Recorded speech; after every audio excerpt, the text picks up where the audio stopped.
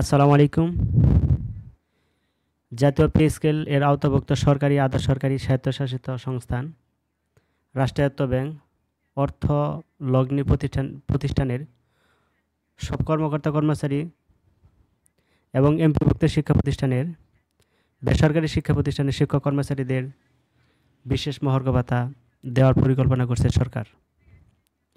তো সেই আলোকপাতে 2013 সালে প্রথম যে মহার্ঘ ভাতা দেওয়া হয়, সেই মহার্ঘ ভাতা ছিল সরকারি চাকরিজীবীদের জন্য 20% মহার্ঘ ভাতা দিয়েছিল, আর এটা 1 জুলাই থেকে কার্যকর হয়েছে।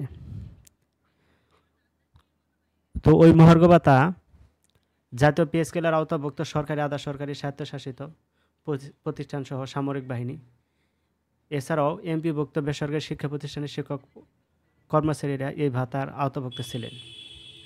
তো সেই অনুপাতে 2024 সালে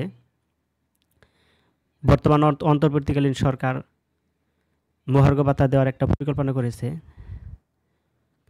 অর্থাৎ 2 ধাপে সরকারি কর্মকর্তা কর্মচারীদেরকে মহার্ঘ ভাতা দেবে।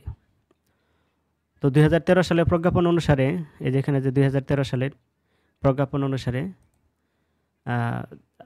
আশা রাখা যায় যে 2024 সালেও এমপিভুক্ত শিক্ষক কর্মকর্তা এবং কর্মচারীদেরকে মহার্ঘ ভাতা দিবেন।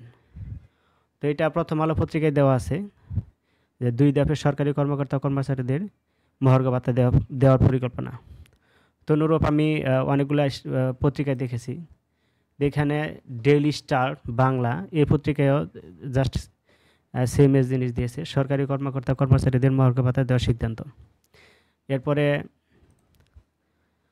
সময় পত্রিকা, সেখানেও সরকারি কর্মকর্তা কর্মচারীদের মহার্ঘ ভাতা দেওয়ার সিদ্ধান্ত। ইত্তেফাক পত্রিকা একই রকম খবর, কর্মরত সরকারি চাকরিজীবী সহ আরও যারা পাবেন মহার্ঘ ভাতা। এরপরে সময়ের কণ্ঠ, এখানেও অর্থাৎ প্রত্যেকটা পত্রিকার মধ্যে এটা দেওয়া নিউজটা ছড়িয়ে দিয়েছে। তো সেই জন্য আশা রাখা যায় যে এবছর আমরা মহার্ঘ ভাতা পেতে যাচ্ছি, কিন্তু মহার্ঘ ভাতার পরিমাণ কত হবে সেটা এখনও সিদ্ধান্ত হয় নাই। জনপ্রশাসন মন্ত্রণালয়ের জ্যেষ্ঠ সচিব মোহাম্মদ মুখলেসুর রহমান তিনি ব্রিফিং দিয়েছেন। তো তারা একটা সিদ্ধান্ত নেবে, অর্থাৎ তারা একটা আপার পার্সেন্টের একটা মহার্ঘ ভাতা ধরবে এবং লোয়ার পার্সেন্টের একটা মহার্ঘ ভাতা ধরবে। পরবর্তীতে আমাদের যে অন্তর্বর্তীকালীন সরকার আছে তারা একটা সিদ্ধান্ত নেবেন যে কত টাকা মহার্ঘ ভাতা ধরা যায়।